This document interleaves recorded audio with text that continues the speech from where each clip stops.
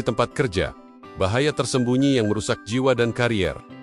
Tahukah kamu bahwa bullying di kantor bukan hanya sekadar ucapan kasar atau ejekan sesaat? Ini adalah pola perilaku buruk yang terjadi berulang kali dan sengaja dilakukan untuk menyakiti seseorang secara mental dan emosional. Bullying di tempat kerja bisa membuat korban merasa tertekan, kehilangan semangat, bahkan kesehatan fisiknya terganggu. Dalam video ini, kita akan mengungkap fakta mengejutkan tentang bullying, bagaimana dampaknya sangat luas dan serius, serta mengapa kita semua harus peduli dan bertindak. Jangan lewatkan informasi penting yang bisa menyelamatkan dirimu atau orang-orang di sekitarmu. Bullying di tempat kerja adalah tindakan permusuhan yang sengaja dilakukan secara berulang terhadap seorang pekerja. Ini bukan sekadar kesalahpahaman atau perselisihan biasa, melainkan pola yang terus berlanjut yang dapat merusak mental, harga diri, dan bahkan karier seseorang.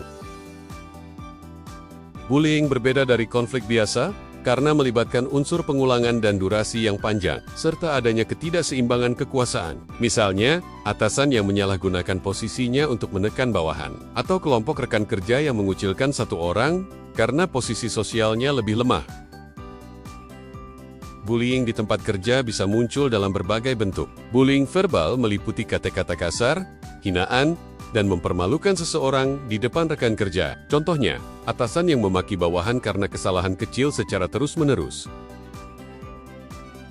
Selain itu ada bullying fisik, yang meliputi tindakan seperti mendorong atau melempar barang ke korban. Meski jarang, kekerasan fisik dapat terjadi. Ada juga bullying sosial, yaitu ketika seseorang diisolasi, dijauhi, atau menjadi sasaran gosip dan rumor negatif yang disengaja untuk menjatuhkan reputasinya. Bullying juga bisa terjadi lewat pemberian beban kerja yang berlebihan dan tidak realistis, dengan tujuan menghukum atau menjatuhkan korban. Misalnya, atasan memberi deadline yang tidak mungkin dipenuhi, lalu mempermalukan korban jika gagal. Di era digital, cyberbullying semakin marak di lingkungan kerja. Pelaku menggunakan email, chat, atau media sosial kantor untuk mengirim pesan menghina, menyebarkan informasi palsu, atau melecehkan korban secara terbuka, membuat korban sulit menghindar dari tekanan. Dampak bullying terhadap kesehatan mental korban sangat serius. Korban sering mengalami stres kronis, gangguan kecemasan yang berat, dan depresi klinis yang bisa menurunkan kualitas hidup secara drastis. Tidak jarang pula, korban menunjukkan gejala psikosomatis, yaitu keluhan fisik seperti sakit kepala, nyeri otot, dan gangguan pencernaan, yang sebenarnya berasal dari tekanan mental yang berkelanjutan. Salah satu dampak langsung bullying adalah gangguan tidur, seperti insomnia dan mimpi buruk yang terus menghantui malam korban.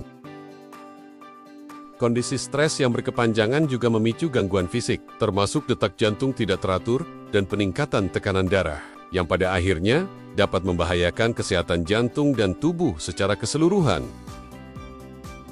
Stres dan tekanan akibat bullying membuat korban sulit berkonsentrasi dan menyelesaikan pekerjaan dengan baik, yang berdampak negatif pada produktivitas.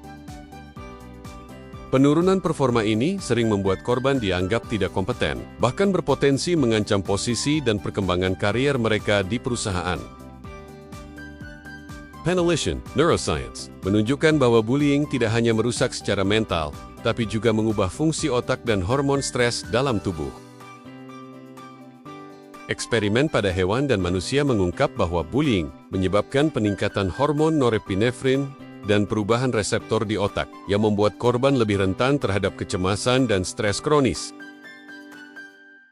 Bullying juga memicu respon inflamasi dalam tubuh, ditandai dengan peningkatan kadar sitokin IL-17, protein yang menyebabkan reaksi radang. Inflamasi kronis ini berpotensi merusak sistem imun dan meningkatkan risiko penyakit jantung, serta gangguan kesehatan serius lainnya dalam jangka panjang. Banyak korban bullying yang mengalami penderitaan mendalam, namun seringkali tidak berani mengungkapkannya karena takut atau malu. Kisah mereka membuka sisi gelap yang tersembunyi di balik dinding kantor yang terlihat damai, dan mengingatkan kita bahwa bullying bukan masalah sepele.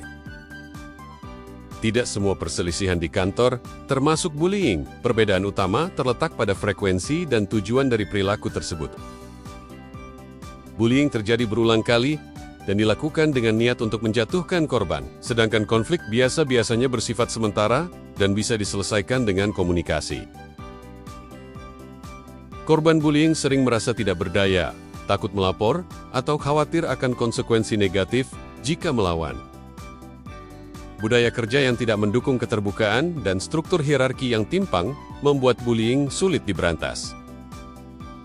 Pemimpin yang peduli dan adil sangat berperan dalam mencegah bullying dengan menciptakan lingkungan kerja yang inklusif dan terbuka.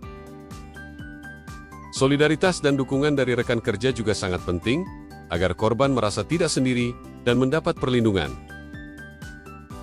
Hukum di Indonesia kini mulai mengakui bullying sebagai tindakan yang dapat ditindak secara pidana maupun perdata. Perlindungan hukum ini memberikan harapan baru bagi korban untuk mendapatkan keadilan dan pemulihan. Pencegahan bullying yang efektif dimulai dari edukasi dan pelatihan bagi seluruh anggota perusahaan.